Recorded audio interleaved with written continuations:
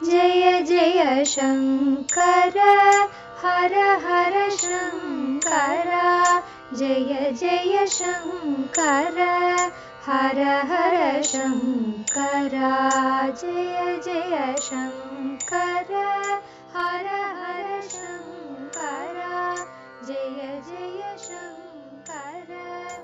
சமூக தனி வாழ்க்கை நெறிகள், தெய்வத்தின் குரல் 3ஆம் பாகம். ஆச்சார விஷயங்கள். முடிந்தவரை பூர்ண ஆச்சாரம். இடியும் மழையுமாக குருதேசம் ஒரு சமயத்தில் பாழாய் போயிருந்தது. அன்ன ஆகாரம் கிடைக்காமல் எல்லோரும் கஷ்டப்பட்டார்கள். சாக்ராயண உஷஸ்தர் என்று ஒரு ரிஷி, அவரும் அவருடைய இளம் மனைவியும் அலைந்து திரிந்து கொண்டு போய் யானை பாகர்கள் வசிக்கிற ஒரு கிராமத்தை அடைந்தார்கள். யானைகளுக்கென்று பூர்வத்தில் தானியம் சேமித்து வைத்திருப்பார்கள் அல்லவா? யானையின் தீனியில் துளி பாகம் மனுஷனுக்கு போதுமே. அதனால் அங்கே கொஞ்சம் தானிய நடமாட்டம் இருந்தது. எவனோ ஒரு யானை பாகன் குல்மாஷம் என்கிற தானியத்தை, கொள்ளு என்று நினைக்கிறேன், தின்று கொண்டிருந்தான். பிராணனை ரட்சித்துக் கொள்ள வேண்டும் என்பதற்காக ஆபத்கால தர்மப்படி அவனிடம் உஷஸ்தர் அந்த கொள்ளில் கொஞ்சம் யாசித்து பெற்றார்.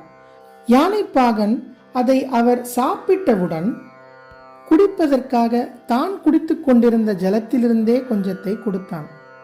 உச்சிஷ்டத்தை ஒருவர் உண்டு மிகுந்ததை வாங்கிக் கொள்ள மாட்டேன் என்று ஆச்சார விதியை காட்டி உஷஸ்தர் ஜலம் வாங்கிக் கொள்ள மறுத்துவிட்டார். கொள்ளு மாத்திரம் உச்சிஷ்டம் இல்லையா, அதை வாங்கிக் கொண்டீரே என்று யானைப்பாகன் கேட்டான். அதற்கு அவர், அதை வாங்கி சாப்பிட்டிராவிட்டால் என் பிராணனே தேகத்தில் தங்கியிருக்காது. பிராண ரட்சணை அவசியம் என்ற பெரிய தர்மத்துக்காக அதைவிட சிறிய உச்சிஷ்ட தர்மத்தை விட்டேன். இப்போது தீர்த்தமில்லாமல் என் பிராணன் போய்விடாது. சாப்பிட்ட வாய்க்கு தீர்த்தம் பானம் இன்பமாகத்தான் இருக்கும் என்றாலும் இப்போது நான் உன்னிடம் ஜலம் வாங்கி குடித்தேனானால் அது எனக்கு இன்பம் தருகிற காமத்துக்காகத்தான் ஆகுமே அன்றி சாஸ்திரோக்தமான பிராண ரட்சணை என்ற தர்மத்துக்கு ஆகாது. ஆகையால் வேண்டாம் என்றார். தர்ம அர்த்த காம மோக்ஷம் என்று 4 சொல்கிறோம். ஆச்சாரத்தில் அர்த்த காமங்கள், இம்மை நலன்கள் யாவும் அடக்கமானாலும் இவற்றை விடவும் அது தர்மத்தையே முக்கியமாக கொண்டு மோட்சத்தை லட்சியமாக கொடுக்கிறது என்பதையும் இது புரிய வைக்கிறது. பெண்கள் தினமும் ஸ்நானம் செய்து ஈரத்தலையோடு கஷ்டப்பட வேண்டாம் என்ற தாட்சிண்யத்தில்தான் விசேஷ தினங்களை தவிர மற்ற நாட்களில் அவர்கள் தலையில் மஞ்சள் ஜலம் புரோக்ஷித்துக் கொண்டாலே போதும் என்று சாஸ்திரம் சொல்கிறது. கர்ப்பம் நன்றாக வளர்ந்த பின் ஒரு கர்ப்பஸ்திரீ எந்த விரதம் இருந்தாலும் பலிக்காது என்பது கூட அவள் அந்த ஸ்திதியில் விரதோ உபவாசங்களால் காயக்லேசம் பண்ணிக்கொள்ள வேண்டாம் என்ற கருணையால் தான். குழந்தை பிராயத்திலும் வாலிப பிராயத்திலும் ஒருவனை புஷ்டியாக வளரவிட வேண்டும் என்றுதான் பிரம்மச்சாரிக்கு விரத உபவாசங்கள் சொல்லாமல் சாத்விக உணவாக எவ்வளவு வேண்டுமானாலும் சாப்பிடலாம் என்று வைத்திருக்கிறது. வியாதிஸ்தர்களுக்கும் அநேக விதிகளிலிருந்து விலக்கு கொடுத்திருக்கிறது. தாட்சிண்யத்துக்காக பிரின்சிபிளை, கொள்கையை விட்டுவிட்டார்கள் என்று அர்த்தமில்லை.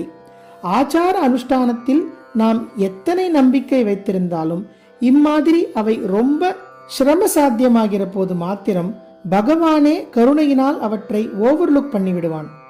சிரமதசை முடிந்த பிற்பாடு நாம் அவற்றை உரியபடி அனுஷ்டிக்கத்தான் வேண்டும் என்பதே தாத்பரியம். குறிப்பிட்ட சில சமயங்களில் சில ஆச்சாரங்களை தளர்த்தி கொடுத்திருக்கிறது என்பதனால் அதையே எக்காலத்துக்கும் நடைமுறையாக்கி கொண்டு விடக்கூடாது. ஒன்று முடியாத போது அதற்கு பதிலாக சப்ஸ்டிடியூட்டாக, 2ஆம் பட்சமாக, செகண்டரியாக இன்னொன்றை சொல்லியிருக்கும். இதற்கு கவுனம் என்று பெயர். கவுன ஆச்சாரத்தையே மூலமாக முக்கிய அல்லது பிரதான விதிக்கு பதில் எப்போதும் அனுஷ்டிப்பது என்பது முறையாகாது. முக்கிய விதி, பிரதான விதி என்பது ஜெனரல் ரூல், கவுன விதி என்பது சப்சிடியரி ரூல். சில சமயங்களில் முக்கியத்தையும் பண்ணிவிட்டு கவுனத்தையும் அதோடு பண்ணுவது விசேஷிக்கப்படுகிறது.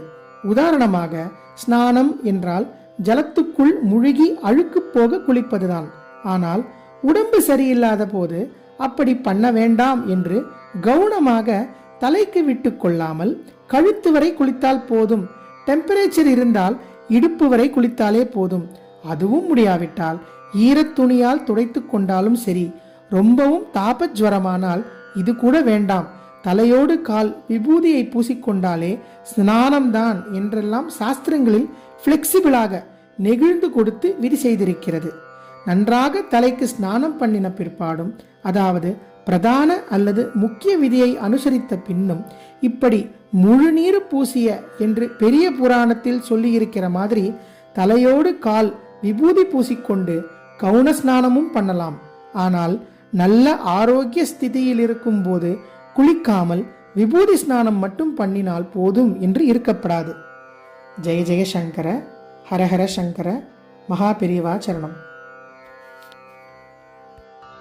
जय जय शङ्कर हर हर शङ्कर, जय जय शङ्कर हर हर शङ्कर, जय जय शङ्कर